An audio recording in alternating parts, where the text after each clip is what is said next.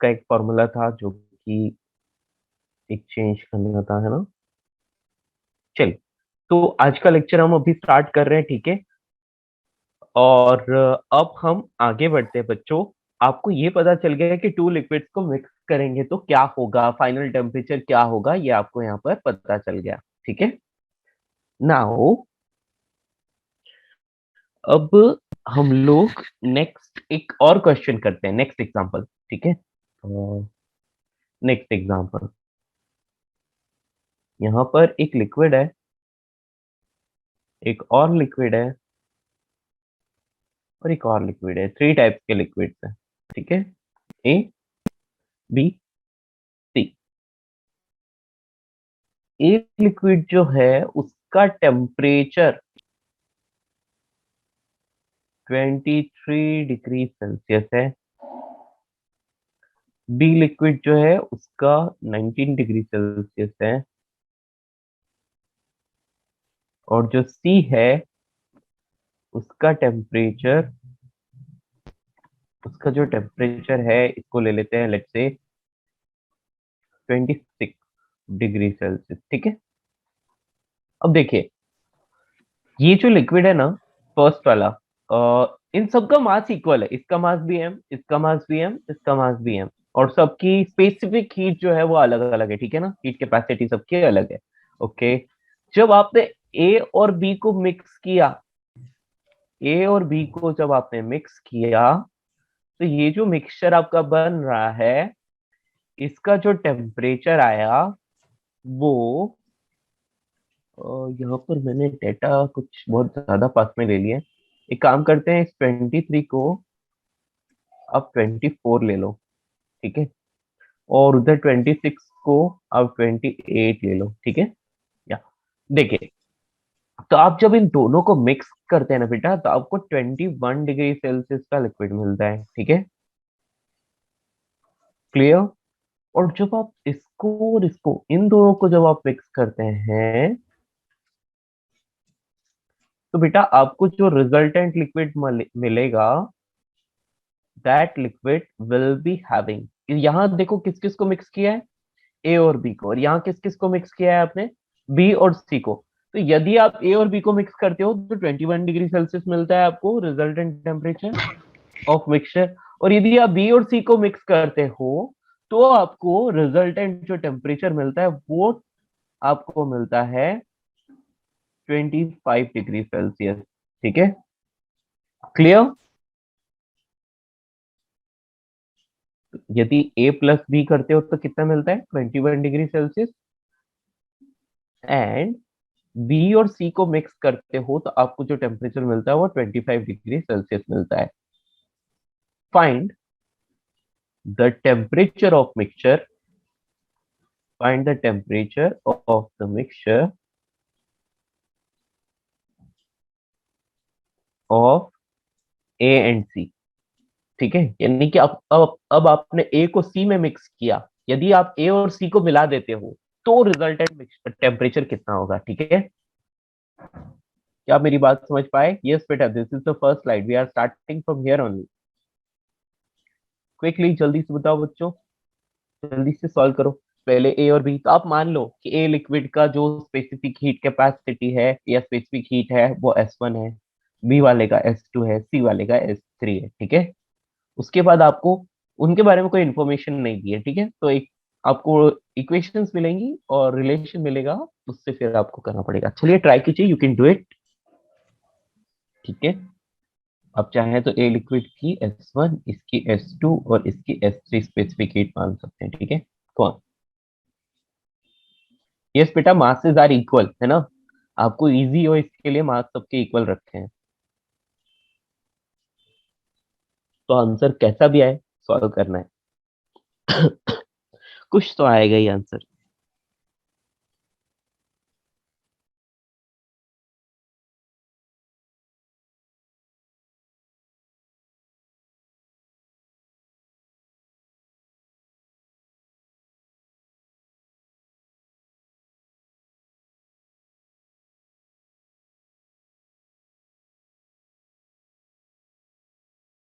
Okay, देखो बेटा, first वाले में जो आ रहा है ना, वो 21 डिग्री सेल्सियस, तो सेकंड वाले में आ रहा है वो 25 डिग्री सेल्सियस है, ठीक है।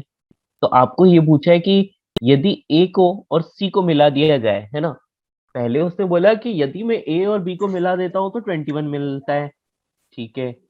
यदि मैं और बी ए को भूल जाऊं और मैं सिर्फ बी और सी को मिलाता हूँ तो 25 मिलता है। अब सब कुछ भूल जाओ, सिर्फ ए और सी को मिलाओ तो कितना मिलेगा? श्योर। यस बेटा। सो जब हम हीट लॉस का ए करते हैं, we do 24 minus 21 which is initial minus final, तो वैसा क्यों करते हैं? बेटा M S delta T, final minus initial करेंगे ना। देखो सॉल्यूशन करते हैं, ठीक है। बेटा सुनिए, यदि आपने ए को और बी को मिक्स किया तो मान लिया कि यहाँ से Q1 हीट एक्सचेंज हुई और यहाँ से Q2 हीट एक्सचेंज हुई। तो हम तो लॉ ऑफ मिक्सचर जानते हैं कि दोनों हीट एक्सचेंज का सम क्या आना चाहिए, जीरो आना चाहिए। मतलब एक दे रहा है और दूसरा खा रहा है। पर हमने यहाँ पर कोई साइन कन्वेंशन नहीं लिखा क्योंकि हमें नहीं पता कि कौन ले रहा है कौन दे रहा है, कुछ नहीं पता। लेकिन जो कुछ भी है वो ऑटोमेटिकली टेम्परेचर से पता चल जाएगा, है ना। तो सबसे फर्स्ट वाले का लिखते हैं, तो उसका मास m था, उसकी स्पेसिफिक S1 थी। उसका फाइनल टेम्परेचर देखो कितना आ रहा है, यहाँ पर हम सबसे पहले किस किस को ले रहे हैं, a प्लस बी को ले रहे हैं, ना। यानी कि a और b को मिला है। तो M1 S1 final temperature is 21 minus initial temperature is कितना था, 24। तो ये आ गया 24। देखो ये ऑटोमेटिक नेगेटिव आ रहा है, मैंने कुछ नहीं किया, है ना। अब लिक्विड नंबर 2 के लिए ले लें, तो MS2 final temperature is 21 minus initial temperature is 19। Yes, is equals to 0। तो सारे m हटा दो, यहाँ पर क्या आ रहा है, यहाँ पर आ रहा है 3S1 is equal to 2S2। आया? किसी को कोई प्रॉब्लम? इक्वेशन नंबर 1 डाल दो। Any problem to anyone? ठीक है। या तो ये फर्स्ट इक्वेशन है। अब आप क्या कर रहे हो, बी और सी को मिला रहे हो। यदि बी और सी को मिलाते हो तो मैं यहाँ पर लिख लेता हूँ कि जब आप बी और सी को मिला रहे हो तो ये Q3 और यहाँ पर Q4 हीट एक्सचेंज होती है। तो Q3 और Q4 की बात करें तो देखो टेम्परेचर इनके अपने को पता है ही। तो यहाँ पर आप लिख लोगे m, बी के लिए लिख रहे हैं ना, तो S2 मतलब Q3 plus Q4 is equal to 0। Put the values. m S2 final temperature is 25, initial temperature is 19 plus next liquid कौन सा है, लास्ट सी वाला लिक्विड, उसके लिए स्पेसिफिक S3 है, तो MS3 final temperature is 25 minus initial temperature is 28 is equal to 0। 28 है या 29? 28। यप। यहाँ से क्या मिल रहा है आपको, यहाँ पर आपको मिल रहा है कितना, 6S2, है ना। 6S2 ये मिल रहा है। इज इक्वल्स टू, जब ये उस तरफ चला जाएगा तो आ जाएगा 3S3। यस दोस्तों, किसी को कोई दिक्कत? तो देखिए इससे क्या मिल रहा है आपको, आपको मिल रहा है 2S2 is equals to S3। Yes, तो ये आपको मिल गया इक्वेशन नंबर 2। तो देखिए आपको S1 रिलेशन पता चल गया और S2 S3 में भी रिलेशन पता चल गया, है ना। अब देखिए आपको क्या करना है, S1 आपको आप S1 को भी S2 की फॉर्म में लिख सकते हैं और S3 को भी S2 की फॉर्म में लिख सकते हैं, चलिए ठीक है। अब आपको करना है A और C के लिए, यानी कि A और C को मिक्स करो, ठीक है। MS1 है ना, A के लिए क्या है, S1 है ना। डेल्टा टी फाइनल टेम्परेचर आपको नहीं पता तो आप उसको T बोल लो, माइनस इनिशियल टेम्परेचर आपको पता है 19 डिग्री सेल्सियस, है ना। नहीं नहीं, 24 degree Celsius, sorry, 24 degree Celsius. Okay. Plus MS3 delta T final temperature is T, initial temperature is 28। ठीक है ना। A प्लस सी के लिए आप क्या मान लो, यहाँ पर मान लो कि हाँ Q5 plus Q6 is equal to 0 होना चाहिए। और फाइनल मिक्सचर का टेम्परेचर आप T मान लो, तो ये आ गया। कोई दिक्कत? अरे सिंपल ना, final temperature minus initial temperature, तो देखिए इट इज टू 0। वैल्यूज रखो, सारा m हटा दो। यहाँ S1 है और S3 है। बेटा S1 को भी अपन देखो S2 की फॉर्म में लिख सकते हैं और S3 को भी S2 की फॉर्म में लिख सकते हैं। उससे क्या फायदा होगा बेटा, दोनों तरफ S2 होगा तो कैंसिल हो जाएगा, है ना। या तो यहाँ पर आपको समझ में आ रहा है, डायरेक्टली आप लिख सकते हो क्या, कि ये तो हो जाएगा S1 की value 2S2/3, 2S2/3 T minus 24 plus यहाँ पर S3 की वैल्यू क्या लिख सकते हो, तो S3 की वैल्यू देखो इक्वेशन नंबर 2 से आ रही है, क्या आ रही है, फ्रॉम 1 and 2। तो ये आप लिख सकते हो 2S2 और यहाँ पर आ जाएगा T-28 इक्वल्स टू 0। बेटा देखो यहाँ 2s2 यहाँ 2s2 कॉमन लेके कैंसिल कर दो, तो यहाँ पर क्या बचेगा, T/3 -8 प्लस यहाँ पर बचेगा T-28 इक्वल्स टू 0। कोई प्रॉब्लम किसी को, बोलिए बेटा। तो ये कितना हो जाएगा, 4T/3 हो जाएगा यहाँ पर, और उस तरफ 36, है ना। तो कितना आ गया, 27। देखिए ये 4 से इसको कैंसिल करा तो 9 टाइम, एंड 9 × 3 इज 27। यस, कोई प्रॉब्लम किसी को, तो 27 डिग्री सेल्सियस इसका आंसर। क्या आप इसे समझ पाए? वेरी यूनिट्स गुड कैसे इसमें पता चलेगा? बेटा, सारी जगह चीजें डिग्री सेल्सियस में है ना, तो सब डिग्री सेल्सियस में ही रखना है आपको। अच्छा, वो समझ पाए? Delta T does not matter in units but discuss. Obviously, आप आप आप 300 केल्विन और 400 केल्विन का आप डिफरेंस ले लो, या फिर आप 127 डिग्री सेल्सियस और 27 डिग्री सेल्सियस का डिफरेंस ले लो। दोनों चीजें इक्वली आएगी, यहाँ 100 केल्विन, यहाँ 100 डिग्री सेल्सियस, यस। एक ही बात है ना। डिफरेंस से कोई फर्क नहीं पड़ता, एब्सोल्यूट वैल्यू होती तो फर्क पड़ता। ठीक है, तो यहाँ तो अपन ने डिफरेंस आता है, तो इसलिए आपको कोई दिक्कत नहीं है ना। क्या आप इसे समझ पाए अच्छे से? इजी था, बस यही है, लॉ ऑफ मिक्सचर खत्म हुआ। अभी अपन चलते हैं जल्दी से लेटेंट हीट। बेटा ऊपर वाली सारी चीजें नोट कर ली? नोटेड। बहुत प्यारा सा सिंपल सा क्वेश्चन है ना। अपर पार्ट, बेटा आज का लेक्चर स्टार्ट हुआ था यहाँ से, ठीक है, this is the first slide. तो इसका स्क्रीनशॉट ले लीजिए। ये तो यहाँ तक तो सिर्फ क्वेश्चन है, यहाँ तक तो सिर्फ क्या है, क्वेश्चन है। ठीक है, अब आगे बढ़ते हैं। Solution is from here. तो सबसे पहले ए और बी को मिक्स किया, फिर बी और सी को मिक्स किया, और लास्ट में ए और सी को मिक्स किया। तो बस इसको सॉल्व करोगे तो आपको वैसे ही आंसर मिल जाएगा, है ना।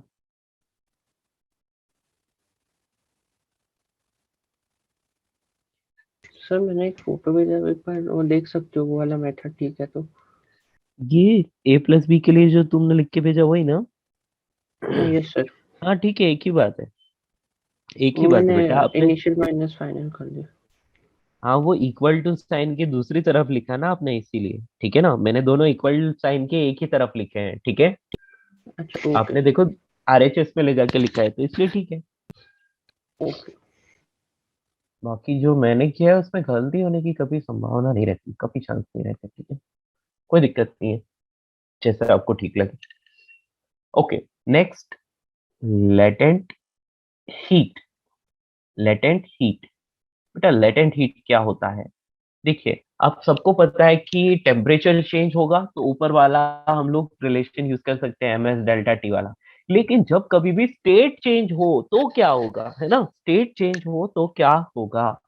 तो बेटा इसके लिए जो है लेटेंट हीट को डिफाइन किया गया, कि ये बताया गया कि जब कभी भी स्टेट चेंज हो रही है मैटर की, यानी कि लेट से वाटर से आइस बन रहा है, या फिर आइस से वाटर बन रहा है ना। तो solid to liquid, liquid to solid, right. और या फिर आप बोल सकते हो कि वाटर से स्टीम बन रही है, तो आप बोल सकते हो लिक्विड टू गैस बन रही है। तो ऐसे में स्टेट चेंज होती है, और जब स्टेट चेंज होती है तब टेम्परेचर कांस्टेंट रहता है। Freezing freezing ice, freezing of ice, like sorry freezing of water, बेटा वो 0 डिग्री सेल्सियस पर होता है। यानी कि 0 डिग्री सेल्सियस जो होता है वो फ्रीजिंग पॉइंट होता है, और वहां पर क्या होता है, वाटर फ्रीज होना शुरू होता है और आइस में कन्वर्ट हो जाता है, ठीक है। और उसके बाद आइस का टेम्परेचर जो है उसके बाद फॉल करता है, उसके बाद नेगेटिव टेम्परेचर में हो जाता है। इसी तरह से बॉइलिंग पॉइंट 100 डिग्री सेल्सियस, तो वाटर का पहले टेम्परेचर 100 डिग्री सेल्सियस जाता है, और 100 डिग्री सेल्सियस पर आने के बाद वाटर जो है वो स्टीम बनना शुरू होता है, ठीक है।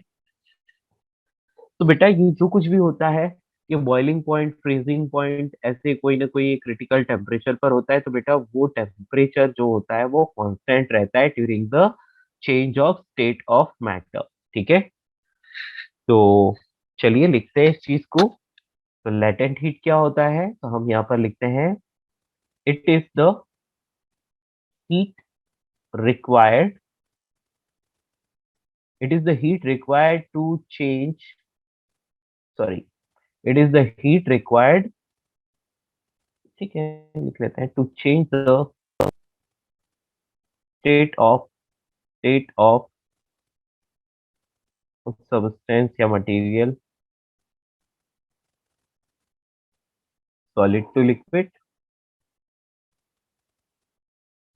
or we can say liquid to gas, liquid to gas, and vice versa. Vice versa मतलब इसका उल्टा भी हो सकता है. Vice versa at constant temperature. At constant temperature. ठीक है बेटा, तो जल्दी से लिखो इसको.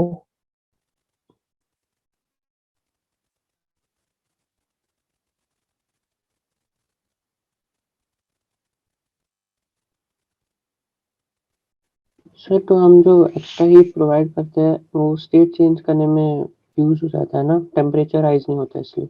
हाँ बेटा, यहाँ पर टेम्परेचर राइज नहीं होता है. ठीक है, ओके. स्टेट चेंज होती है तब सिर्फ और सिर्फ इंटरनल एनर्जी चेंज होती है. ओके, मतलब देखो, दो चीजें. जब गैस की स्टेट चेंज नहीं हो रही है लेकिन उसकी इंटरनल एनर्जी चेंज हो रही है तो उसका टेम्परेचर बढ़ेगा. ठीक है, मतलब टेम्परेचर चेंज होगा. स्टेट सेम है तो टेम्परेचर चेंज हो जाएगा. और यदि स्टेट ही चेंज हो रही है तो बेटा कांस्टेंट टेम्परेचर पर उसकी इंटरनल एनर्जी चेंज होगी. ठीक है, तो ये आपको समझ में आया. तो इसका मतलब हम लिख, wait wait wait wait, it is the heat required to change the state of. बेटा यहाँ पर यूनिट मास के लिए लिख लो, unit mass of, unit mass मतलब ये यूनिट मास के लिए डिफाइन करेंगे ना. या ये सारी चीजें यूनिट मास के लिए, स्पेसिफिक हीट और लेटेंट हीट. तो आप बोलोगे इसको इसको बेटा एल से रिप्रेजेंट कर दें. ठीक है, किससे? कैपिटल एल से. बेटा हम लिख सकते हैं कि capital L is equal to जितनी भी हीट रिक्वायर्ड हुई पर यूनिट मास, ऐसा हम लोग लिख सकते हैं. ठीक है, मतलब आपने एम मास को जो है उसकी स्टेट को चेंज करने के लिए यदि आपने क्यू हीट दी तो आप बोलोगे कि उसकी लेटेंट हीट क्या हो जाएगी, क्यू बाय एम. ठीक है, तो आप इसको लिख सकते हो कि Q is equal to M L. ठीक है, लेटेंट हीट. लेटेंट हीट को एल से लिख सकते हैं, L is equal to Q by M. तो Q is equal to M L. या फिर इसको नेक्स्ट लाइन में लिखता हूं तो ज्यादा अच्छा रहेगा.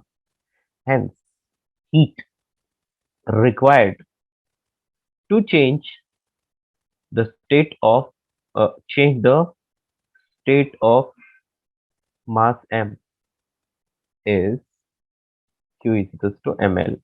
ठीक है बेटा, यूनिट क्या होगी? Unit of latent heat.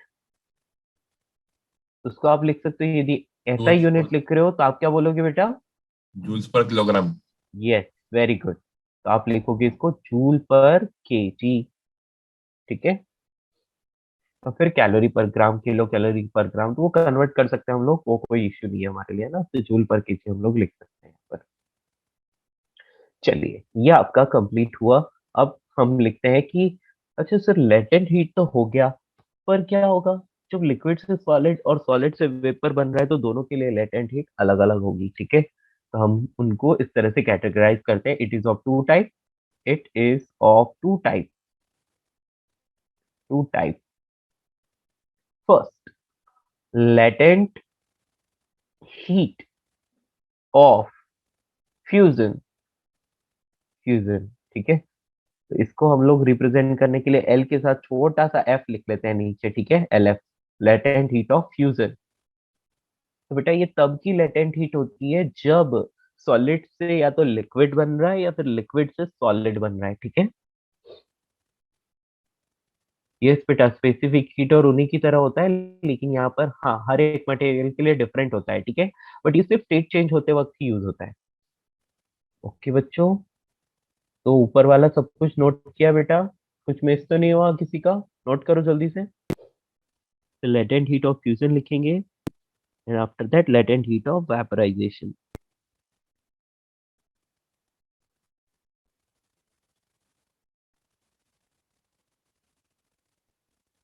Okay, चले बच्चों आगे। तो it is of two type. सबसे फर्स्ट आ रहा है लेटेंट हीट ऑफ फ्यूजन, तो हम लिख सकते हैं it is the heat required to change the state of a material from solid to liquid or vice versa at a constant temperature। ठीक है, मतलब वही चीज है, कुछ भी अलग नहीं है, बस सिंबल अलग है बस, है ना। तो L F is equals to, वही बोल दोगे आप, क्यू बाय एम। आप यहाँ पर लिखोगे Q is equals to M into L F, latent heat of fusion. ठीक है, क्लियर दोस्तों? अब यहाँ पर एक इंपॉर्टेंट साइन कन्वेंशन है जो कि आपको ध्यान में रखना पड़ेगा हमेशा।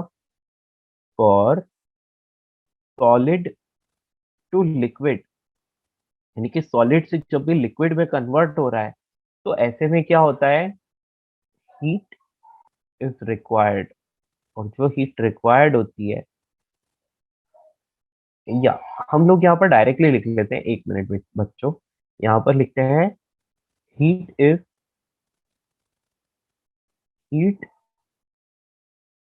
एब्जॉर्ब्ड या हीट इज रिक्वायर्ड। नहीं, एब्जॉर्ब लिखना अच्छा रहेगा, हाँ। Heat is absorbed for solid to liquid. ठीक है, मतलब सॉलिड टू लिक्विड कन्वर्ट होने के लिए क्या हो रहा है, हीट रिक्वायर्ड होती है, एब्जॉर्ब्ड होती है। तो ऐसे में क्या हो जाएगा, Q is equals to plus M L. हमेशा आपको क्या लगता है बेटा, प्लस। ठीक है, और heat is release during liquid to, wait, solid से, हाँ, सॉलिड से लिक्विड गया तो हीट एब्जॉर्ब होगी। ठीक है, अब लिक्विड से सॉलिड जाना है तो लिक्विड को आपको क्या करना पड़ेगा, लिक्विड से हीट एक्सट्रैक्ट करनी पड़ेगी, है ना, बाहर निकालनी पड़ेगी। तो लिक्विड टू सॉलिड, तो ऐसी कंडीशन में क्या हो जाएगा, यहाँ पर आपको हीट रिलीज करनी है, तो इसलिए यहाँ पर माइनस लिखना पड़ेगा। ठीक है, ये याद रखना। ठीक है, साइन नेगेटिव लगेगा यहाँ पर। जब भी हीट सिस्टम से बाहर निकल रही है, एक्सट्रैक्ट हो रही है ना, तो ऐसी कंडीशन में नेगेटिव साइन, और हीट एब्जॉर्ब हो रही है तो ऐसे में पॉजिटिव साइन। ओके, ये साइन कन्वेंशन है, इसलिए यहाँ पर स्टार मार्क डाल देना। ठीक है, ये इंपॉर्टेंट है। ठीक है, नोट कर लो। तो यहाँ पे भी यूनिट मास लिखेंगे ना? क्या बेटा? हाँ ये जी, हाँ यूनिट जी, हाँ मास। जी। या it is the heat required to change the state of a material of unit mass, या फिर डायरेक्टली मटेरियल को हटा के यूनिट मास ही लिख लेते हैं, है ना। बेटा यूनिट मास लिख लो, है ना। एंड यहाँ वैसे डेफिनेशन तो कोई आपसे पूछेगा नहीं, but still you you you should know, है ना, क्योंकि स्कूल में तो आएगी, स्कूल एग्जाम में तो आएगी ही। चलिए, ये तो हो गया लेटेंट हीट ऑफ फ्यूजन। ठीक है, अब नेक्स्ट हम लोग लिखते हैं यहाँ पर number two, latent heat of vaporization, L V, vaporization के लिए वी। ठीक है, तो यहाँ पर आप लिख सकते हो it is the heat required to change the state of unit mass from from liquid to gas, liquid to gas, और वाइस वर्सा, स्टेट, हाँ ठीक है, और vice versa at constant temperature. ठीक है, तो यहाँ पर आप एल वी लिख सकते हो, that is Q by M, यानी कि Q is equals to M into L V. ठीक है, तो आप यहाँ पर क्या लिख सकते हो कि जब कभी भी लिक्विड से आपको क्या करना है, वेपर, तो ऐसी कंडीशन में क्या होगा, ऐसी कंडीशन में आप लिखोगे कि जो Q है ना वो कैसा आना चाहिए, heat need to be absorbed M into L V. ठीक है, तो हम क्या बोलेंगे कि हीट हीट क्या हो रही है यहाँ पर, मतलब जैसे ऊपर पॉइंट लिखा था ना, हीट इज एब्जॉर्ब्ड, वैसे लिख लेना है ना, हीट इज एब्जॉर्ब्ड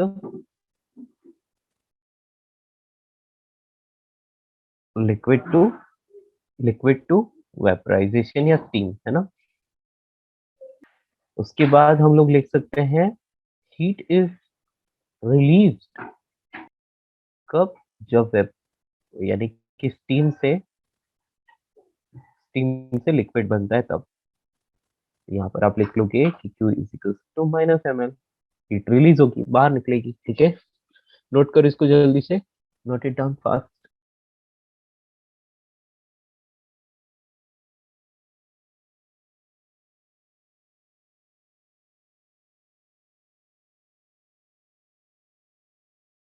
ठीक है, तो latent heat of fusion and latent heat of vaporization, दोनों चीजें क्वाइट क्लियर है, बहुत सिंपल सा है। ठीक है, चलिए अब देखो हमेशा क्या होता है, एक स्टैंडर्ड प्रोसेस अपने को फॉलो करना होता है। ठीक है, तो आप यहाँ पर क्या ले लेते हो, आइस। बेटा कभी भी आपके पास आइस है तो ice eight minus theta degree Celsius. ठीक है, मतलब अब ये थीटा की जगह कुछ भी हो सकता है, -5 -10 डिग्री सेल्सियस, ऐसा कुछ भी हो सकता है। ठीक है, अब यहाँ से क्या होगा, आप इसको हीट प्रोवाइड करोगे तो ये हीट एब्जॉर्ब करेगा, और हीट एब्जॉर्ब करके ये आइस कन्वर्ट होगा आइस में ही, लेकिन 0 डिग्री सेल्सियस तक। ठीक है, मतलब इसका आइस का टेम्परेचर बढ़ेगा बेसिकली। ठीक है, तो आइस एट 0 डिग्री सेल्सियस पर पहुंचेगा।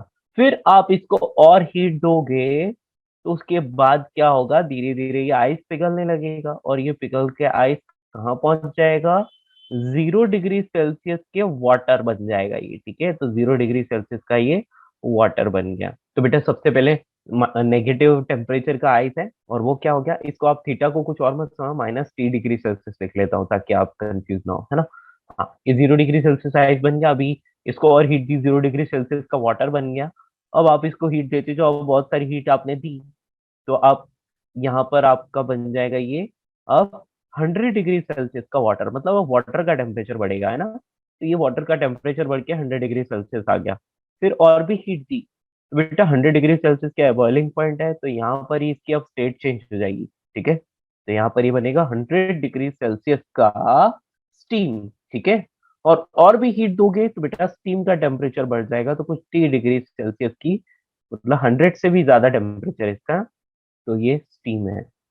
क्लियर, तो आप इस चीज को समझ पाए, प्रोसेस को समझ पाए, तो कहाँ कहाँ स्टेट चेंज हो रही है बेटा, देखिए ये 0 डिग्री सेल्सियस का आइस और ये 0 डिग्री सेल्सियस का वाटर, तो ये जो Q2 है यहाँ पर लेटेंट हीट ऑफ, मतलब यहाँ पर फ्यूजन हो रहा है। ठीक है, और यहाँ पर देखो ये वाटर से स्टीम बन रहा है, तो देखो टेम्परेचर दोनों जगह 100 डिग्री सेल्सियस है, मतलब ये जो Q2 है ये वेपोराइजेशन है। ठीक है, और बाकी बाकी ये Q1 Q3 एंड ये जो आपको, सॉरी ये Q4 और ये Q5 लिखना चाहिए था, हाँ जी। तो ये Q1 Q3 और Q5 यहाँ पर हो रहा है टेम्परेचर चेंज, यानी MS∆T। समझ पाए बच्चों, मेरी बात समझ पाए, ये आपको नोट नहीं करना था, बस आपको सिर्फ नॉलेज के लिए बता रहा था। ओके, क्लियर दोस्तों, क्या आप इसे समझ पाए, एनी प्रॉब्लम। और इस पूरी प्रोसेस में हम मान के चलते हैं कि सारा कुछ एक ऐसे कंटेनर में हो रहा है जिससे ना तो हीट का लॉस होता है और ना ही मटेरियल वहां से बाहर निकलता है। ठीक है, क्लियर, मतलब मास कम नहीं होगा, ऐसा मान के चलते हैं। ठीक है, चलिए तो एक एग्जांपल करते हैं। Example, find the heat required to melt to convert 1 kilogram of ice at -20 degrees Celsius into steam at 120 degree Celsius. ठीक है, हाँ जी, रुको रुको रुको रुको रुको रुको, इस क्वेश्चन से पहले कुछ और लिखना रह गया है, 1 मिनट। आपको कोई स्टैंडर्ड डाटा हमेशा याद रखना होता है बेटा, स्टारबक्स करके लिखना है, एक स्टैंडर्ड डाटा लिखो। आप चाहे तो पेज के टॉप पर भी लिख सकते हो, ठीक है। या वो डाटा आपको क्या है, हमेशा याद रखना है, ठीक है। तो देखिए एक बहुत इंपॉर्टेंट चीज है यहाँ पर जो हर जगह आपको काम आएगी, तो आपको याद रखनी पड़ती है। बेटा latent heat of fusion of I L F is equal to 80 calorie per gram, ठीक है, 80 कैलोरी पर ग्राम। और यहाँ पर याद रख सकते हैं latent heat of vaporization of latent heat of vaporization of steam लिख सकते हो, या वो कितनी हो जाएगी, वो हो जाएगी, सॉरी एल भी लिखना पड़ेगा, 540 कैलोरी पर ग्राम, ठीक है। बेटा इसको हम लोग जूल पर केजी में भी कन्वर्ट कर सकते हैं, है ना। तो कैसे करें जूल पर केजी में, सबसे पहले ऊपर के से नीचे भी के से मल्टीप्लाई कर लो, मतलब ऊपर 1000 से और नीचे भी 1000 से मल्टीप्लाई कर लो, ठीक है। और उसके बाद एक कैलोरी में 4.2 क्या होता है, 4.2 जूल होता है। तो 80 इंटू 4.2 करोगे तो कितना आएगा, यस दोस्तों, 336, 336। यहाँ पर आप लिख सकते हो किलो जूल पर केजी, ठीक है, समझ में आया, kilo joule per kilogram. Any problem to anyone? Sir दोनों में याद रखना है हाँ या बेटा, एक ही यूनिट? बेटा आप एक यूनिट याद रख लो, दूसरी तो आप कन्वर्ट करना जानते हो ना।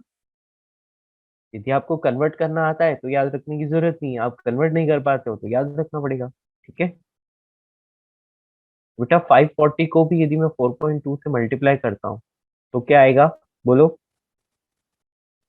यस, 42 इंटू 54 आपको करना है, तो यहाँ पर 8, यहाँ पर 20, उसके बाद 26, तो ये आ जाएगा 8622, है ना, ये आ रहा है, करके देखो। Yes sir.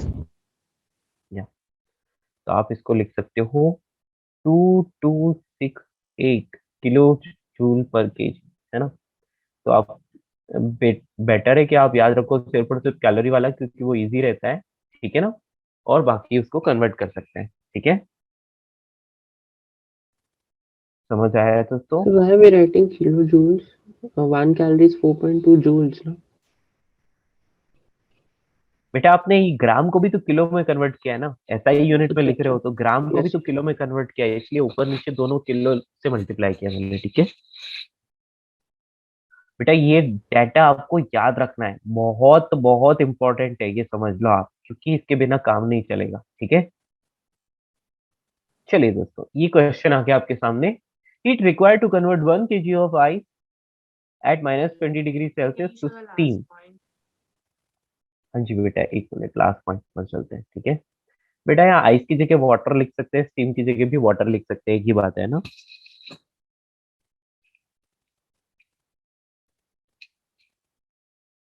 ठीक है, Steam and इसको सॉल्व water करो। will be different, ना? बेटा कहने का मतलब है तो H2O ही ना, कहने का मतलब ये है तो H2O, राइट। हाँ यस सर। चलिए तो इसके लिए लिखते हैं, तो बेटा सबसे पहले -20 डिग्री सेल्सियस आइस, यहाँ से किस में कन्वर्ट होगी ये, 0 डिग्री सेल्सियस आइस में, ठीक है। फिर 0 डिग्री सेल्सियस आइस किस में कन्वर्ट होगी, 0 डिग्री सेल्सियस ऑफ वाटर में। फिर वाटर का टेम्परेचर बढ़ेगा और वाटर पहुंचेगा 100 डिग्री सेल्सियस पर। फिर ये वाटर स्टीम में कन्वर्ट होगा, तो 100 डिग्री सेल्सियस की स्टीम बनेगी, और फिर स्टीम का टेम्परेचर चेंज होकर 120 डिग्री सेल्सियस पहुंचेगा।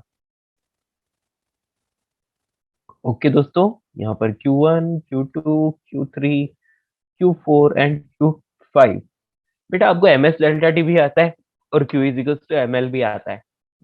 सॉल्व करो, आप सब कुछ ग्राम और कैलोरी यूज करके करो तो आपके लिए इजी रहेगा, ठीक है। ओके दोस्तों, तो आप कैलोरी वाली यूनिट यूज करो और सॉल्व करो।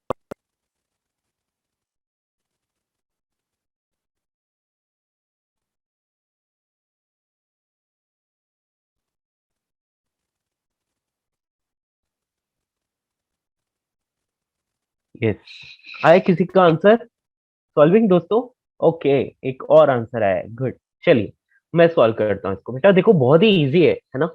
सबसे पहले क्या हो रहा है, देखो आप आइस से आइस यानी सिर्फ टेम्परेचर ही चेंज हो रहा है ना। तो आप ऐसे बोलोगे कि टोटल कितनी हीट चाहिए, यही पूछा है ना आपसे। तो आप बोलोगे कि चलो टोटल हीट क्यू चाहिए, that will be sum of Q1 Q2 Q3 Q4 and Q5, इन सबके सम के बराबर होगी। टोटल इतनी हीट चाहिए आपको। Q1 की वैल्यू कितनी है, तो आप लिख लोगे कि Q1 की वैल्यू है ना, Q1 में क्या हो रहा है, टेम्परेचर चेंज हो रहा है। तो जहां पर भी टेम्परेचर चेंज होता है वहां पर हम लिखते हैं एम एस डेल्टा टी, है ना। तो ये एम लिख लो। एस की वैल्यू आपको पता है, यदि एम को मैंने ग्राम्स में लिखा है, एम को मैंने ग्राम में लिखा है, तो बेटा वाटर के लिए जो एस आता है वो 1 कैलोरी पर ग्राम आता है, ठीक है। तो यहाँ पर 1 लिख लिया। क्यों मैं एम एम को एम ही क्यों रहने दे रहा हूँ, क्योंकि बेटा इन सब में मास की वैल्यू आएगी, सब में मास आएगा और सब में कॉमन आएगा।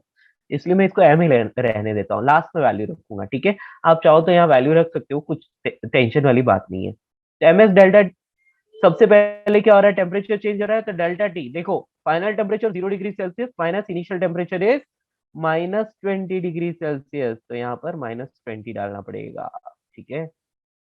या क्या, अब प्लस यहाँ पर Q2 में क्या हो रहा है, देखो 0 डिग्री सेल्सियस, आइस से वाटर बन रहा है। बेटा आइस से वाटर बनता है तो क्या होता है, हीट एब्जॉर्ब होती है ना। इसका मतलब हीट पॉजिटिव लिखनी पड़ेगी, तो mass into latent heat of fusion AT, ठीक है, पॉजिटिव। उसके बाद प्लस Q3 में क्या हो रहा है, देखो 0 डिग्री से 100 डिग्री सेल्सियस जा रहा है, तो M। अब वाटर, अच्छा हाँ, एक गड़बड़ हो गई, क्या गड़बड़ हुई देखो, यहाँ पर आइस था, आइस के लिए बेटा ये हाफ होता है ना, 0.5 होता है, याद है आपको। Yes, specific heat of ice is half, right. या और इसके लिए वाटर के लिए 1 होता है। अब डेल्टा टी फाइनल टेम्परेचर कितना है, 100 degree Celsius minus initial temperature is 0 degree Celsius. Q3 भी हो गया। अब Q4 की बात करते हैं, बेटा स्टेट चेंज हो रही है। तो देखिए वाटर से स्टीम बन रहा है, तो वाटर को और ज्यादा हीट देंगे तो स्टीम बनेगा ना, तो हीट एब्जॉर्ब हो रही है, इसलिए यहाँ पर आ जाएगा M इंटू 540, ठीक है। और लास्ट स्टीम का टेम्परेचर चेंज हो रहा है, तो उसकी वैल्यू कहाँ से कहाँ तक चेंज हो रही है, 100 डिग्री सेल्सियस से 120, तो एम एस एस की वैल्यू 0.5 होती है। और delta T 120, final temperature 120 minus initial temperature is 100। Answer आ जाएगा हमारा यहाँ पर। सब में एम है देखो, तो सब में से एम को कॉमन ले लेते हैं, एम सब में कॉमन ले लिया। अभी यहाँ पर कौन कौन बच रहा है, तो देखिए यहाँ पर ये माइनस माइनस प्लस का 20 इंटू ये हाफ, है ना। तो यहाँ पर हम इसको लिख सकते हैं, प्रॉपरली ऐसे ही लिख लेता हूँ, 0.5 इंटू 20 प्लस यहाँ पर कौन आएगा, तो यहाँ पर आएगा 80 प्लस यहाँ पर कौन आएगा 100 प्लस 540 प्लस यहाँ पर देखिए 0.5 इंटू 20, ठीक है, समझ में आया। तो फाइनली हमें क्या मिल रहा है, तो 80 प्लस 20 100, 100 और ये 540, है ना। तो कितना हो गया 640। हेलो, ये देखो 540 और 100 कितना है 640, ठीक है। और उसके बाद ये 80 है और ये 100 है, तो मतलब 740। किसी को कोई दिक्कत, बच्चों समझ आया? यस, तो यहाँ पर आप लिख सकते हो 740। ओके, अब मास की वैल्यू डाल सकते हैं, क्योंकि ये सारी चीजें हमने वो कैलोरी वाली ली है, तो इसका मतलब मास को हमने ग्राम में लेना पड़ेगा। तो यहाँ पर मास की वैल्यू कितनी थी, 1 kg, 1 kg मतलब ये 1000 ग्राम लिख सकते हैं, और यहाँ 740 आ जाएगा, ठीक है, समझ आया। या फिर आप इसको डायरेक्टली भी लिख सकते थे कि 740 किलो कैलोरी, ठीक है, समझ में आया, क्या आप मेरी बात समझ पाए?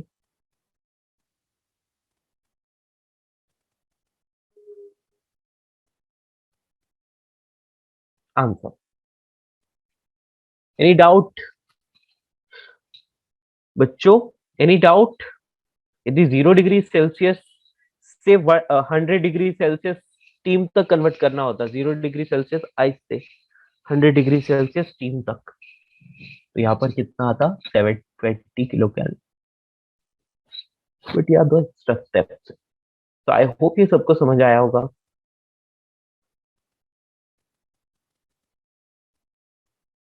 ठीक है।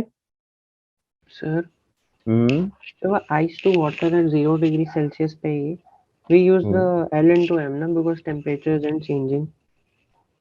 हाँ, तो ये रहा ना, अच्छा, दिख रहा ओके। है, हाँ एम सर, वो इंटू उसका एटी। रीजन वही है ना कि टेम्परेचर चेंज नहीं हो रहा, इसलिए वो यस बेटा, फॉर्मूला। यस बेटा, सिर्फ स्टेट चेंज हो रही है एट अ कांस्टेंट टेम्परेचर, तो स्टेट चेंज वाला फॉर्मूला डालेंगे, यानी कि लेटेंट वाला। Okay sir. यस बेटा, चैप्टर इज ओवर, है ना, चैप्टर खत्म हो चुका है। अभी कुछ क्वेश्चंस करेंगे ना, कुछ क्वेश्चंस करेंगे यहाँ पर, ठीक है।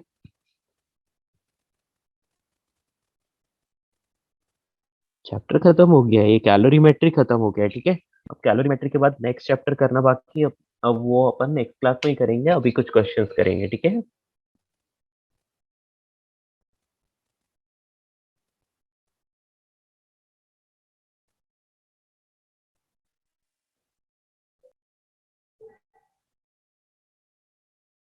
या बट यहाँ पर एक दो छोटे छोटे पॉइंट्स और लिखने हैं, तो पहले अपन क्वेश्चंस करते हैं, फिर पॉइंट लिखेंगे, है ना। मतलब पॉइंट्स वही है कि मोलर स्पेसिफिक हीट है, तो उसको कांस्टेंट वॉल्यूम पर जब हम लोग मोलर स्पेसिफिक हीट कैलकुलेट करते हैं, तो उसको हम बोलते हैं molar specific heat at constant volume.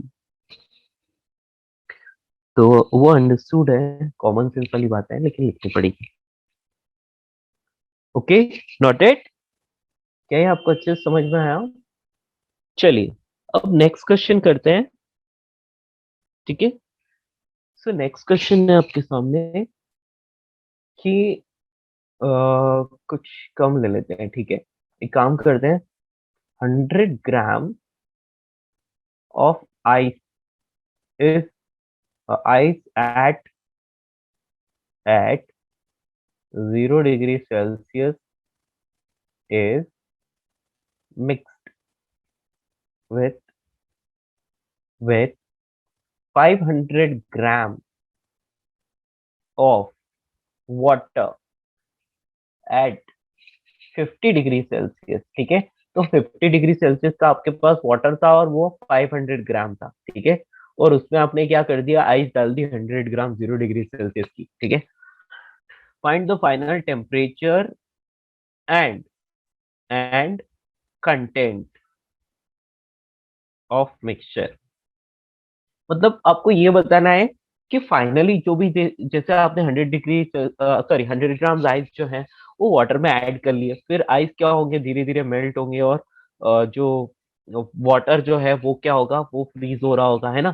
Surrounding से कोई हीट आ जा नहीं रही है ना। तो ऐसे केस में आपको बताना है कि फाइनली जब दोनों का टेम्परेचर क्या हो जाएगा, इक्वल हो जाएगा, तो ऐसी कंडीशन में क्या होगा, आइस मेल्ट होना बंद हो जाएगी और वाटर फ्रीज होना बंद हो जाएगा। मतलब ऑलमोस्ट हम बोल सकते हैं कि वो एक इक्विलिब्रियम स्टेट आ जाएगी 0 डिग्री सेल्सियस पर, है ना। तो क्या वो 0 डिग्री सेल्सियस पर पहुंच पाता है? यदि पहुंच पाएगा तो ये देखना है कि फाइनली उसमें कितनी आइस होगी टोटल और कितना वाटर होगा, है ना। तो आपको वो कंटेंट भी फाइंड करना है, ठीक है। तो इस क्वेश्चन को मैं सॉल्व करता हूँ। ओके दोस्तों, Or we can आप solve this. You can solve this, okay. Okay, ठीक है, आप एक बार ट्राई करो, फिर मैं बताऊंगा, ठीक है। आप ट्राई करो, आप सभी ट्राई करो बेटा। ऐसे क्वेश्चन को करने के लिए आपको सेपरेटली दोनों को कंपेयर करके चलना होता है, ठीक है। उससे क्या है, ज्यादा आपको सॉल्व करने में आसानी होगी। तो आप कंपेयर करके चलोगे तो जल्दी हो जाएगा, है ना, वरना आप उलझ सकते हो।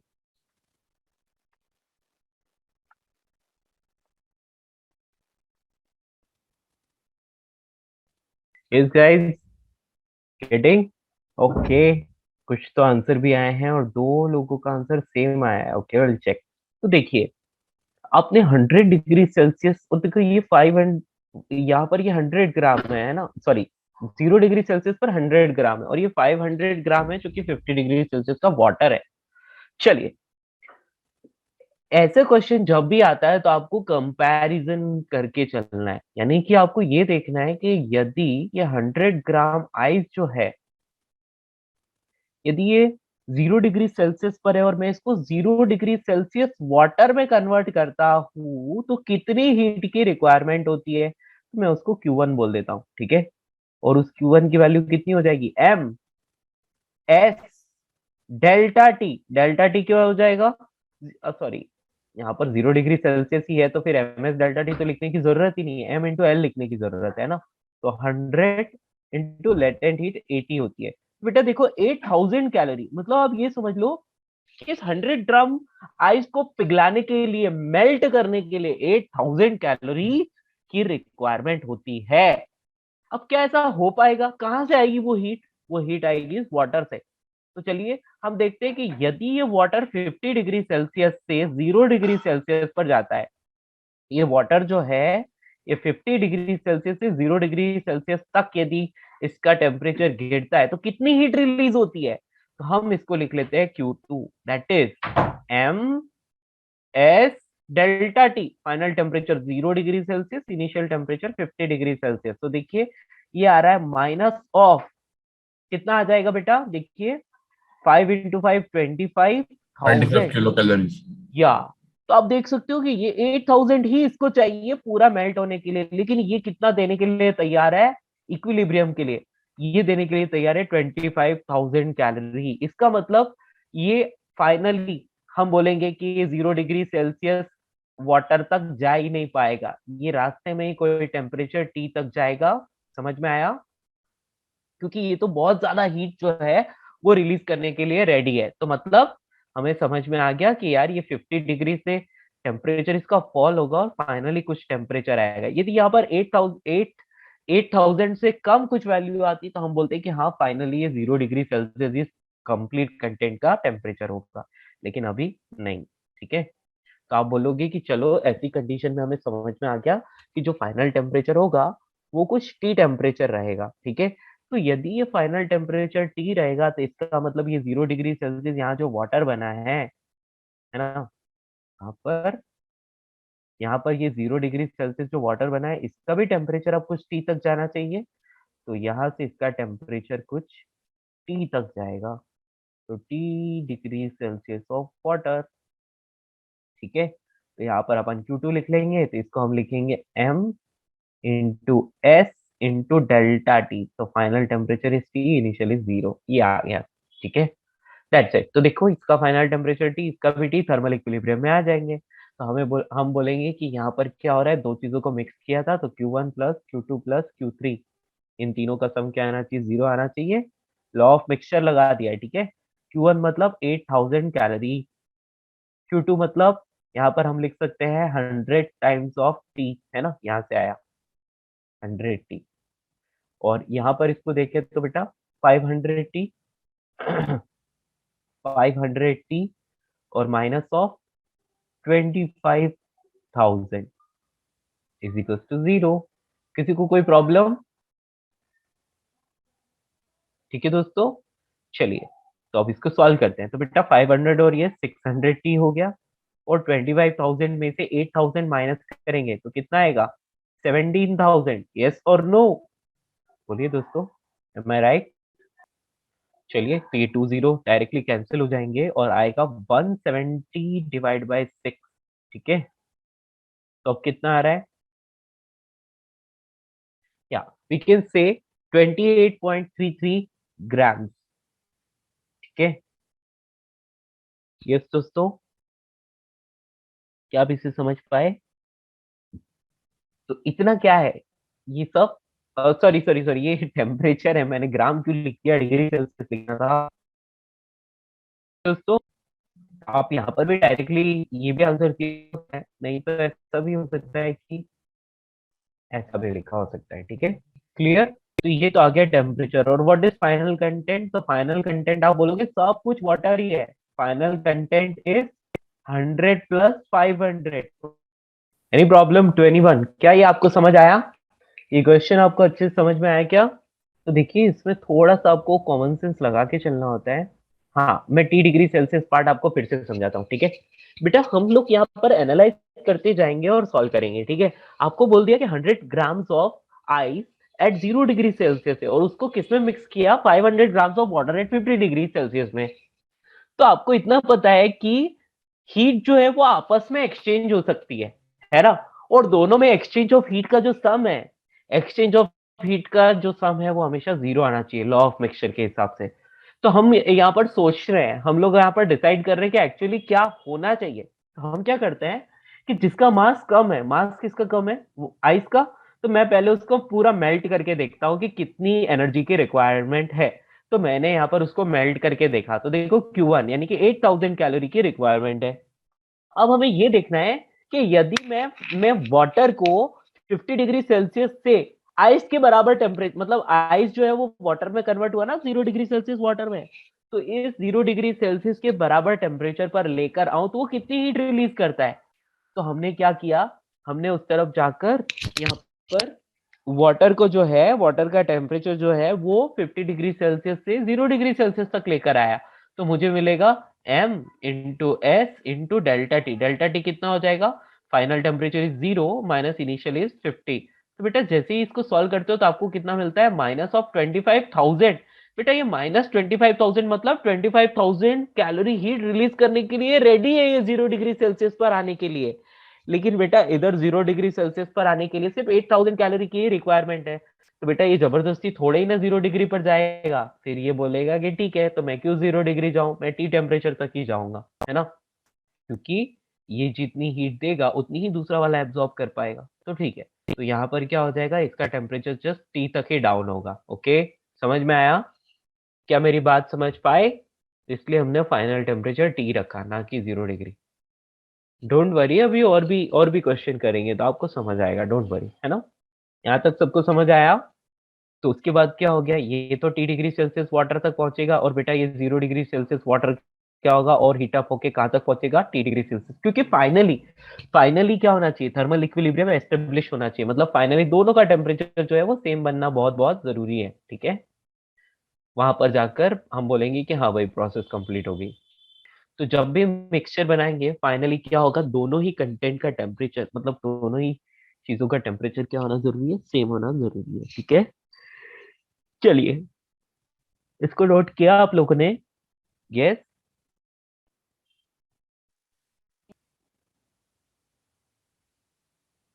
ये लो पूरा सॉल्यूशन का स्क्रीनशॉट आ जाएगा।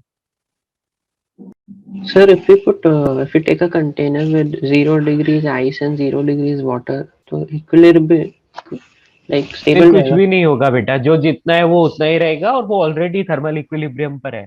ठीक है, अच्छा, ओके तो सर। कुछ भी नहीं होगा, वो जितना आइस उतना का उतना ही रहेगा, और वाटर भी उतना ही रहेगा। ठीक है, एक्चुअली हमने आइडियल कंडीशन ली है कि सराउंडिंग से कोई भी हीट नहीं आ रही है। ठीक है ना, यस। बट रियल लाइफ में क्या होता है, सराउंडिंग बहुत ज्यादा इंटरफियर करता है। चलिए नेक्स्ट क्वेश्चन। हेलो, हाँ सर। ओके बेटा, next, find the final temperature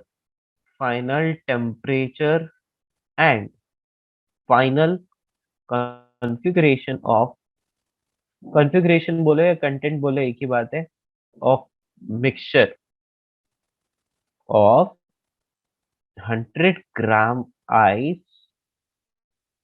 at -20 degree Celsius and 100 gram water at 40 degree Celsius, या फिर और ज्यादा ले लो, इसको आप ले लो 50 डिग्री सेल्सियस। ठीक है,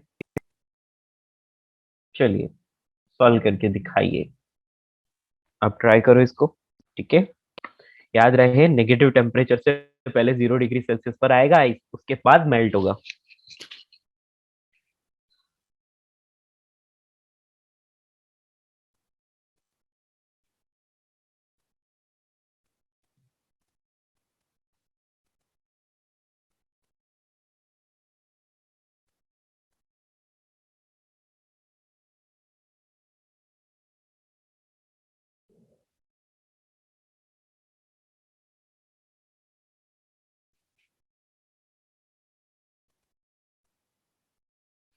हो रहा है सॉल्व, आंसर आ रहे हैं। Okay okay okay, let's check. ठीक है, चेक करते हैं। 100 ग्राम है और -20 डिग्री सेल्सियस की आइस है, और उतना का उतना ही वाटर भी है 50 डिग्री सेल्सियस, ठीक है। तो हम लोग क्या करते हैं सबसे पहले ना, एक बात तो पता चल गया कि 0 डिग्री सेल्सियस पर तो आएगा ही, क्योंकि ये 20 डिग्री बहुत कम है ना। या तो यहाँ पर अपन ने Q1 लिख दिया। तो Q1 is equals to M S delta T, मतलब 100 × एस कितना है, हाफ होता है आइस के लिए, है ना। और डेल्टा टी कितना होता है, तो डेल्टा टी फाइनल टेम्परेचर हम क्या बोलेंगे कि ये 100 डिग्री से पहले तो 0 डिग्री सेल्सियस पर हम लोग लेकर आ रहे हैं इसको, आइस, है ना। या तो यहाँ पर आ जाएगा 0 - (-20) है ना, 0 - (-20). तो यहाँ पर आ जाएगा ये कितना आ जाएगा, 1000 कैलोरी। ओके, तो यहाँ 1000 कैलोरी। उसके बाद ये 0 डिग्री सेल्सियस जो है आई, यदि इसको मैं पूरी तरह से वाटर में कन्वर्ट करूँ, पूरी तरह से, है ना, तो कंप्लीटली मैं एक बार वाटर में कन्वर्ट करके देखता हूँ। आई डोंट नो क्या होगा, लेकिन मैं एनालाइज कर रहा हूँ पहले क्या होना चाहिए, है ना। तो मैंने इस 100 ग्राम आइस को पूरी तरह से वाटर में कन्वर्ट किया, तो 8000 कैलोरी की नीड हुई। तो देखो, ये 0 डिग्री सेल्सियस वाटर बनने के लिए टोटल कितनी हीट चाहिए इसको, 8000 और एक 9000, है ना। लेकिन इस 100 ग्राम आइस को 0 डिग्री सेल्सियस, सॉरी ये 100 ग्राम वाटर है, आइस का तो हो गया, है ना, वाटर। 100 ग्राम वाटर को 50 डिग्री सेल्सियस से 0 डिग्री सेल्सियस तक आने में कितनी एनर्जी चाहिए होगी, मतलब कितनी एनर्जी रिलीज होगी। तो आप लिख लोगे M S delta T, M मतलब 100, एस मतलब 1, और delta T final temperature is 0 degree minus initial temperature is 100। बेटा कितना आ रहा है, नो, 100 नहीं है बेटा, मैंने 50 ही दिया है, ये तो बहुत कम है, 50। बेटा ध्यान से देखो कितना आ रहा है, -(-5000 कैलोरी ओनली। तो एक बात समझ में आई क्या, कि फाइनली देखो मैंने दोनों का टेम्परेचर 0 डिग्री सेल्सियस ही रखा है, लेकिन यहाँ पर जो वाटर है वो 0 डिग्री सेल्सियस तक जाने के लिए, 0 डिग्री सेल्सियस तक जाने के लिए वो सिर्फ और सिर्फ 5000 कैलोरी हीट ही रिलीज कर पाता है। लेकिन आइस को पूरी तरह से मेल्ट होने के लिए 9000, मतलब पहले टेम्परेचर फॉल करके और मेल्ट होने के लिए 8000 और +1000 9000 कैलोरी की जरूरत होती है। इसका मतलब इतनी हीट तो मिल ही नहीं रही, इतनी तो अवेलेबल ही नहीं है, मतलब सारा का सारा आइस मेल्ट नहीं हो पाएगा, सारा आइस मेल्ट नहीं हो पाएगा। तो आप बोलोगे कि तो सर कितना होगा, तो मैं बोलूंगा मुझे नहीं पता, मैं यहाँ पर सिर्फ m लिख देता हूँ। मान लिया कि m मास ऑफ आइस जो है वो मेल्ट हो रहा है, बाकी वाटर ही रहेगा, ठीक है। आ गई बात समझ। तो इसलिए हम लोग यहाँ पर क्या लिख लेंगे, Q1 plus Q2 plus Q3 is equal to 0, ठीक है। तो यहाँ पर Q1 की वैल्यू आप लिखोगे 1000 प्लस 80m, और ये m क्या है बेटा, ये m है वो मास जो कि वाटर में कन्वर्ट हो रहा है, मेल्ट हो रहा है, ठीक है। और इधर 100, ये 5000, और 5000 कैसा वाला, नेगेटिव वाला, है ना। यहाँ पर -5000 लिख दोगे। क्या आप इस बात को समझ पाए, इज इक्वल टू 0। तो ये कितना आ गया, 80m इज इक्वल टू 4000, है ना। तो यहाँ से एक जीरो उड़ा दीजिए, और m इज इक्वल टू कितना आ रहा है, 50 ग्राम। यस, बोलिए दोस्तों, इसका मतलब क्या हो गया, हम लिखेंगे कि 50 ग्राम आइस मेल्ट मेल्ट्स, है ना। तो हम यहाँ पर बोल सकते हैं फाइनल टेम्परेचर कितना हो जाएगा, तो फाइनल टेम्परेचर 0 डिग्री सेल्सियस, ठीक है। और फाइनल कॉन्फ़िगरेशन की बात करें तो पहले कितना था, 100 ग्राम वाटर था, अभी 50 और आ गया, तो 150 gram water and 50 gram ice, ये फाइनल कंटेंट है, ठीक है, फाइनल कॉन्फ़िगरेशन। क्या आप इस चीज को समझ पाए दोस्तों, अच्छा लोगों, अच्छे से समझ में आया। देखो इसको एनालाइज करके करना पड़ता है, तो उसी से ये चीज क्या है, इजी लगती है, वरना ये चीज डिफिकल्ट लगेगी आपको। Sir, can you explain once again in brief? Yes बेटा, ब्रीफ में मैं फिर से एक्सप्लेन करता हूँ। देखो मैंने ना क्या किया, 100 ग्राम ऑफ आइस लिया -20 डिग्री सेल्सियस पर, और 100 ग्राम मैंने वाटर ले लिया 50 डिग्री सेल्सियस पर। अब मुझे ये देखना है कि यदि मैं दोनों को मिक्स करता हूँ तो फाइनली क्या टेम्परेचर होता है। तो मैं सबसे पहले आइस को ले लेता हूँ, ठीक है। यदि मैं आइस को लेता हूँ तो देखिए एक बार फिर से इसको कर रहे हैं ना। अब सबसे पहले आइस वाली साइड ले लो, और आइस को -20 डिग्री सेल्सियस से 0 डिग्री सेल्सियस पर लेकर आओ। तो आप लिखोगे Q इज MS∆T, तो आपको 1000 कैलोरी मिल रहा है, ठीक है। दूसरी तरफ आप Q2 ले लो यहाँ पर। तो ये Q2 क्या हो रहा है, हम मान लेते हैं, हमें पता नहीं क्या होगा, लेकिन हम चेक करते हैं कि 100 gram of water at 50 degree Celsius को 0 डिग्री सेल्सियस पर लेकर आते हैं तो कितनी हीट रिलीज होती है। तो 100 × 1 × final temperature 0 minus initial temperature is 50, तो ये 5000 कैलोरी आ रहा है। मतलब कि यदि वाटर 50 डिग्री से 0 डिग्री सेल्सियस आता है तो 5000 कैलोरी हीट रिलीज कर पाता है, ठीक है। तो अब यहाँ पर देखते हैं कि क्या यदि सारी आइस को मेल्ट करना चाहते हैं, सारी आइस को मेल्ट करना चाहते हैं तो कितनी हीट चाहिए। तो हम बोलेंगे कि इसके लिए हमें चाहिए M × L, यानी कि 100 ग्राम × 80। तो बेटा 8000 कैलोरी चाहिए, और फिर दोनों इक्विलिब्रियम में आ जाएंगे। तो 8000 कैलोरी क्या यहाँ से मिल पा रही है, क्या क्या नेगेटिव हीट इस पॉजिटिव हीट के बराबर हो पा रही है? नहीं, नेगेटिव हीट तो बहुत ही कम है। तो इसका मतलब सारा का सारा आइस मेल्ट नहीं हो पाएगा, तो इसका कुछ M मास ही हम मेल्ट करेंगे, इसलिए यहाँ पर M डाल दिया। क्या आप इस बात को समझ पाए? यस बच्चों, समझ पाए? Yes, sir. गुड, या फाइन। बस इतना सा था। बस थोड़ा सा दिमाग लगाना है आपको, थोड़ा सोच समझ के चलना है, मतलब दोनों साइड एनालाइज करके चलना है, ठीक है। आगे बढ़े। Yes, sir. ओके, चलिए तो ये सब तो हो गया। अब हम एक क्वेश्चन और लिखते हैं।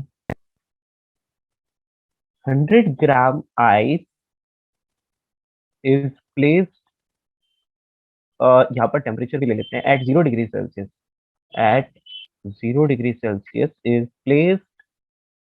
is placed in 50 gram of steam. अरे यार मेरे को 0 डिग्री सेल्सियस, ठीक है ये, ठीक है ठीक है ठीक है ठीक है, सब कुछ ठीक है। सही लिखा है। स्टीम एट 100 डिग्री सेल्सियस, मतलब 100 डिग्री सेल्सियस की 50 ग्राम स्टीम है, उसमें क्या कर दिया मैंने, 100 ग्राम आइस ले जाके रख दिया। Find final content and its temperature.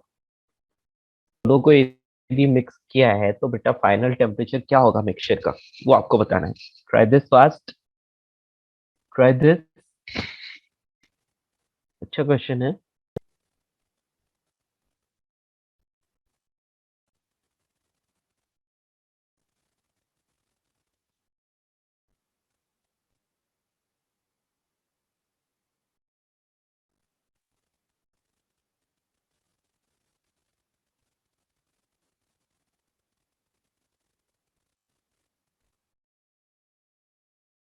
या गेटिंग, यस बेटा, आप टीसी पांडे यूज कर सकते हो इसके लिए, ठीक है। और यदि आपको इजी बुक चाहिए, आप सोच रहे हो कि सर हमसे सॉल्व नहीं हो पा रहा है, हमें इजी बुक सजेस्ट करो, तो बेटा आप यूएसएस यूनिवर्सल, आप उसको बोल सकते हो self scorer, universal self scorer, ठीक है। यूनिवर्सल सेल्फ स्कोरर, इसको आप यूज कर सकते हो। मतलब इसमें थोड़े कंपैरेटिवली इजी क्वेश्चंस रहते हैं और ज्यादा नंबर ऑफ क्वेश्चंस है कॉन्फिडेंस गेन करने के लिए। ओके, चलिए वेदांत से मुझे एक आंसर मिला है, विल चेक। ओके, चेक करते हैं।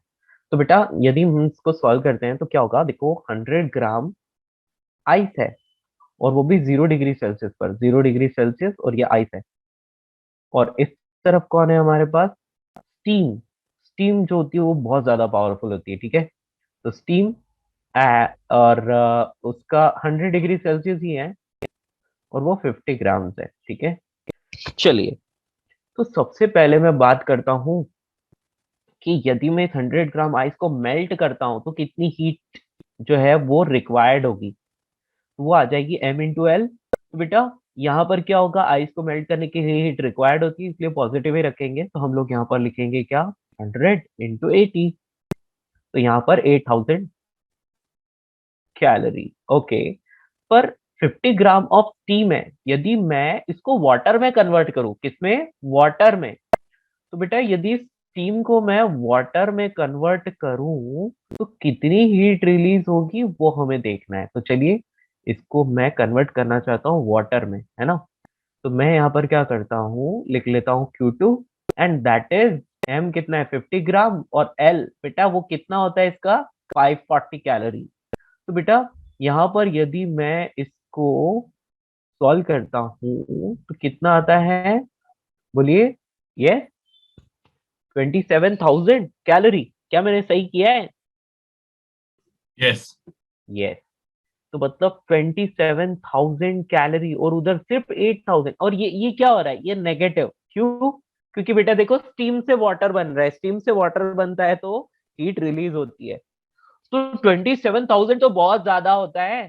तो इसका मतलब हमें एक और चीज ट्राई करके देखनी पड़ेगी कि यार ये 100 डिग्री सेल्सियस वाटर जो है ना, सॉरी 0 डिग्री सेल्सियस वाटर जो है ना, क्या हम इसको 100 डिग्री सेल्सियस पर ले जाए तो भी कुछ हीट एब्जॉर्ब होगी, तो क्या वो इस हीट को यूज कर पाएगी? तो देखते हैं। तो 100 डिग्री सेल्सियस ऑफ वाटर तक कन्वर्ट किया, तो बेटा यहाँ पर मैं लिख लेता हूँ Q3 and that is equal to कितना है, 100 ग्राम है, एस कितना होता है, 1 होता है, डेल्टा टी 0 से 100 जा रहा है मतलब 100 - 0। ओके, तो ये कितना आ रहा है बेटा, 10,000, है ना, 10,000 कैलोरी। बेटा आप ध्यान से देखो तो देखिए 0 डिग्री सेल्सियस पर आइस थी और उसको 100 डिग्री सेल्सियस वाटर में ले गया, तो 8,000 प्लस 10,000 दोनों मिलाकर भी 18,000 ही हो पा रहा है।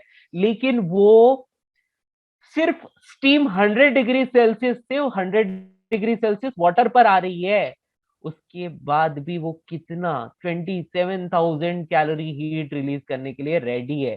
तो 27,000 जो है वो 18,000 से बहुत ज्यादा होता है, तो इसका मतलब सारी की सारी स्टीम वाटर नहीं बनेगी, कुछ पार्ट ही उसका जो है वो वाटर बनेगा। तो ले लो आप कुछ m मास जो है उसका क्या हो जाएगा, वाटर बनेगा। समझ में आया?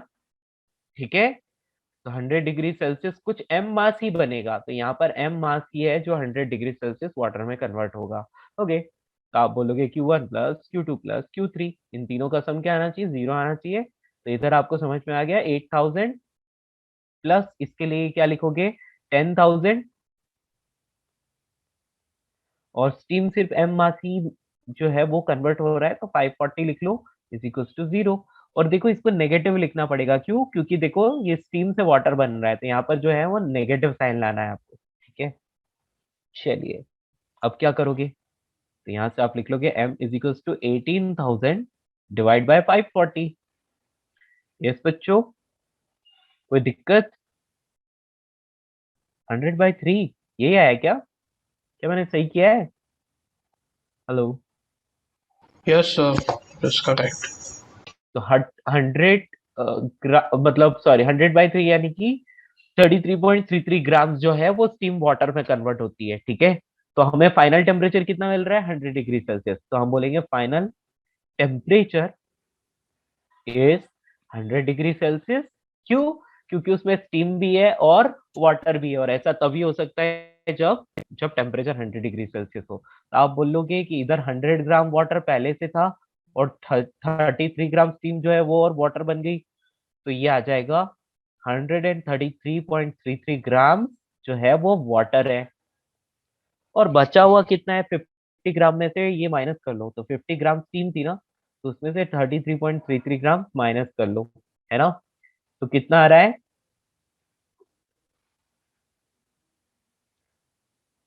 16.6. 16.67 grams of steam, right? Clear? कोई दिक्कत? दैट्स ऑल, फिनिश, खत्म। तो इसमें थोड़ा सा आपको दिमाग लगाना था, बाकी चीज सिंपल ही है ना। Very good. तो अब मैं मान सकता हूँ कि आप लोगों को अच्छे से समझ में आ गया ये कॉन्सेप्ट। आपको बस क्या करना है, दोनों साइड की हीट्स को कंपेयर करना है, ठीक है। उसकी बेसिस पर आप इसको सॉल्व करेंगे। मतलब एक तरफ से जितना रिलीज हो रहा है दूसरी तरफ से पूरा एब्जॉर्ब हो जाना चाहिए। यदि ऐसा हो रहा है तो प्रोसेस इजीली चलेगी, लेकिन ऐसा नहीं हो पा रहा है तो इसका मतलब कुछ पार्ट ही है जो कन्वर्ट होगा, सारा का सारा नहीं।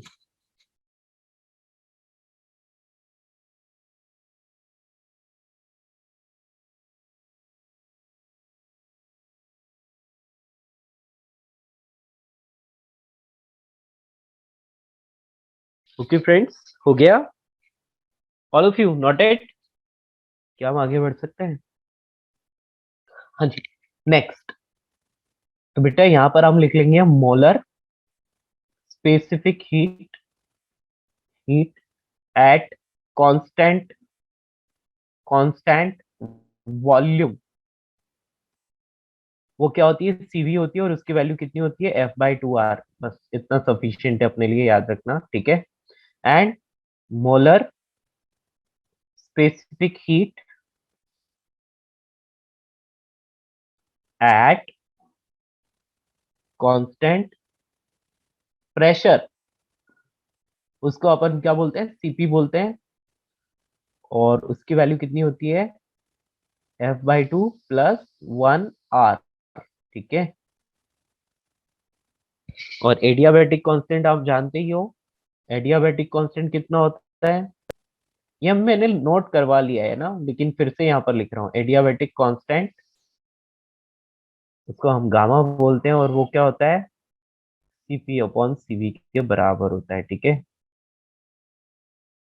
तो इसलिए आप सीवी को गामा की फॉर्म में लिख सकते हैं। तो सीवी को यदि, या तो इसको हम लोग और ऐसे भी लिख सकते हैं कि that is equal to 1+2/f, है ना। तो देखिए हमारे पास इतने सारे फॉर्मूलाज आ गए, मतलब ये हमने ऑलरेडी लिख रखे हैं, लेकिन फिर भी एक और बार, ठीक है। तो इसलिए हम बोल सकते हैं हेंस सीवी को हम लोग क्या लिख सकते हैं? R upon gamma. और सीपी को क्या लिख सकते हैं? Gamma R upon gamma. Simple. मतलब आप यहाँ से 2/f की वैल्यू लेके और इससे सीपी सीवी इनमें रखोगे तो आपको ऐसा मिलेगा, ठीक है। तो ये गामा की फॉर्म में सीपी और सीवी का फॉर्मूला हमने लिख लिया। इसके बाद हम लिखेंगे फॉर आइडियल गैस, गामा करके लिख लेना, for ideal gas, ideal gas CP minus CV की जो वैल्यू होती है वो हमेशा आर के बराबर होती है, ठीक है। सीपी माइनस सीवी की वैल्यू हमेशा आर के बराबर होगी। समझ पाए? फॉर आइडियल गैस, इसको हम बोलते हैं मेयर्स इक्वेशन या मेयर्स लॉ।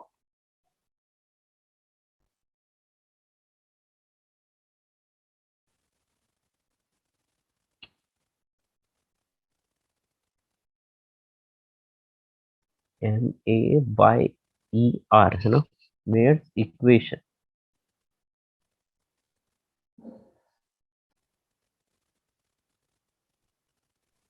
हाँ बेटा, this is adiabatic constant gamma है। यस बेटा, दिस इज गामा ओनली, ठीक है।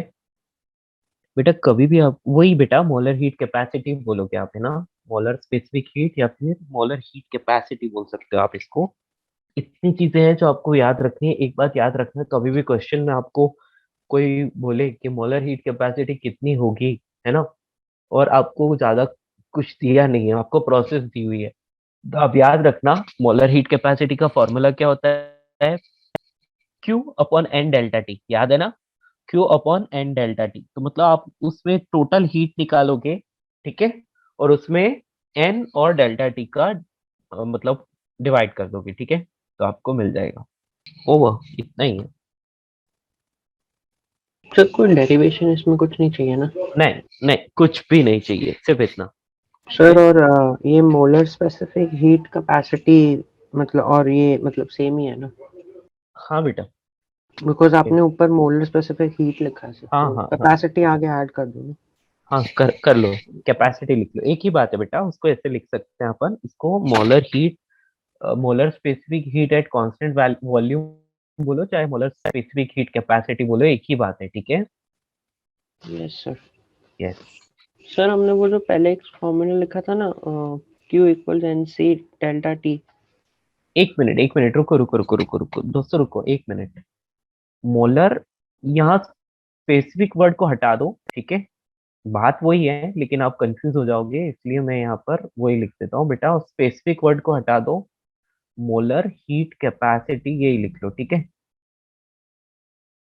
At constant volume. यदि वो आपने लिख दिया है तो उसको हटाने की जरूरत नहीं है, ठीक है, एक ही बात है, एट कांस्टेंट वॉल्यूम, ठीक है ना, molar heat capacity at constant pressure, बेटा एक ही बात है, दोनों सेम ही चीज होती है, ठीक है ना, बस यहाँ पर मॉलर लग रहा है, बात तो वही है ना, फॉर्मूला वही है, याद है ना आपको, क्या होता है, C equals to Q upon N delta T, याद है, यही फॉर्मूला है, उसी फॉर्मूला से ये चीज आती है, इसको डेराइव कर सकते हैं, लेकिन मैंने आपको डेरिवेशन इसका नहीं बताया, ठीक है, बताऊं, आप बोलोगे तो बता दूंगा, बताऊं क्या? नहीं सर, ठीक है, कोई नहीं। नहीं ठीक है, ओके, ठीक है बेटा, है ना, आप, चलो एक बता ही देता हूँ यार, फिर वापस आप सोचोगे। अच्छा बेटा देखो, आइसोबारिक प्रोसेस में क्या होता है, आइसोबारिक प्रोसेस में हम जानते हैं जो हीट होती है ना वो डेल्टा यू प्लस डब्ल्यू होती है ना, तो हम डेल्टा यू को लिखते हैं F by two N R delta T, और डब्ल्यू को क्या लिखते हैं, डब्ल्यू को लिखते हैं N R delta T, okay, तो हमारा सी की जो वैल्यू आती है, तो यहाँ पर ये कौन सी आइसोबारिक प्रोसेस ली है, जब क्या है, प्रेशर कांस्टेंट है, तो Q upon N delta T, बेटा इसमें डायरेक्टली यदि डिवाइड करते हो तो आपको क्या मिलता है, F by two plus one R, यही मिल रहा है ना, और ये क्या चीज होती है, इसी को हम लोग सीपी बोलते हैं, देखो सीपी का फॉर्मूला आ गया, F by two plus one R आ गया, ओवर, ठीक है, तो इसी तरह से आइसोकोरिक प्रोसेस को लोगे तो C is equals to F by two R आ जाएगा, समझ में आया? Yes sir. सर ये molar molar space, heat capacity and molar specific heat capacity different नहीं होगा? बेटा देखो, हमने जो लिखा था यहाँ पर, अरे बेटा देखो मॉलर आ गया तो आप समझ लो कि ये 1 मोल के लिए डिफाइंड है, ठीक है, हाँ यस सर।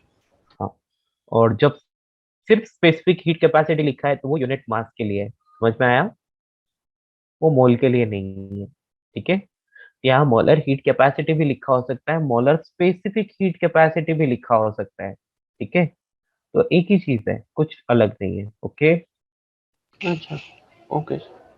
और कोई प्रॉब्लम किसी को? ठीक है, दैट्स ऑल फॉर टुडे, आज के लिए इतना ही, मिलते हैं नेक्स्ट क्लास, ओके दोस्तों, तो ये कैलोरीमेट्री भी अपना खत्म हो गया है, ठीक है, अब आपको क्या करना है, आपको इससे रिलेटेड जो भी क्वेश्चंस आपके मॉड्यूल में मिलते हैं आपको सॉल्व करने हैं, ठीक है, सर वो जो लास्ट का जो जेई मेंस का रे ऑप्टिक्स वाला बचा था वो आप डाउट लेक्चर में करा दोगे? रे ऑप्टिक्स का लास्ट का क्या बचा था बेटा? वो जेई मेंस का क्वेश्चन थोड़ा सा। अच्छा डिस्कशन है ना, हाँ हाँ। हाँ डिस्कशन हम डाउट लेक्चर में कर लेंगे, ठीक है, ओके। ओके, चलिए दोस्तों, बाय बाय।